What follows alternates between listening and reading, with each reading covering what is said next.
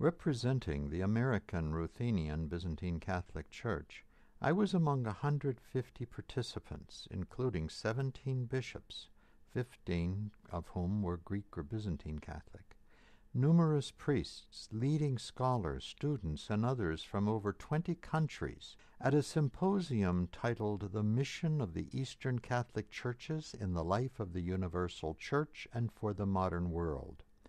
This was sponsored in Gauming, Austria, jointly by the International Theological Institute in Gauming, the Institute for Theology in Vienna, and Ukrainian Catholic University of Lviv, Ukraine.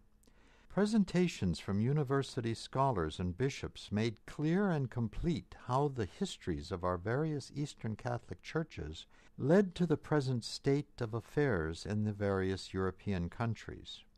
Through interventions of the bishops, concern for the present with an eye to the future became very apparent. The bishops also helped all to understand the blessings our church now experiences because of the courageous withstanding of communist persecution to preserve our mission and identity. The bishops also helped all to understand the blessings our church now experiences because of the courageous withstanding of communist persecution to preserve our mission and identity. The prayer opportunities were an important component of the program.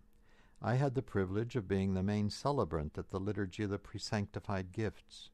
Other services included a Latin Mass, a Divine Liturgy of St. John Chrysostom, another Liturgy of the Presanctified Gifts, and morning celebration of the Byzantine Lenten hours. Despite the tragic 20th century history of totalitarian repression and centuries of discriminated status of their churches, the stated policy of preference for the Latin Rite, the hierarchs, clergy, and scholars from Austria, Belarus, Bulgaria, Croatia, Hungary, Romania, Russia, Slovakia, Ukraine, and the United States reaffirmed that we must refuse to be categorized in a manner that either lessens our Eastern identity or negates our Catholic communion. We are living proof that there is no need to take an either-or approach to being either Eastern or Catholic.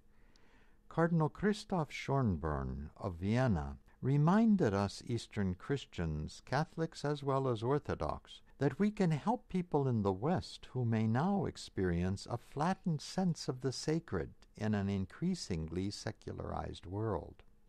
In a letter addressing the symposium, Cardinal Lubomir Husar stressed that Greek Catholic churches are called to be faithful to the Eastern tradition and to witness to it in the Catholic communion. Among the concrete proposals of the symposium were, one, to petition Pope Benedict to devote one of the upcoming synods of bishops to the topic of Eastern Catholic churches, and two, to continue annually the practice of conferences such as this one. The beneficial role of married priests in the Greek Catholic churches was raised and suggested as a possible topic for a future conference. The participants reached a consensus that we should not rest on the spiritual laurels of the martyrs, but rather apply ourselves with the faith of our fathers and mothers to the challenges of the 21st century.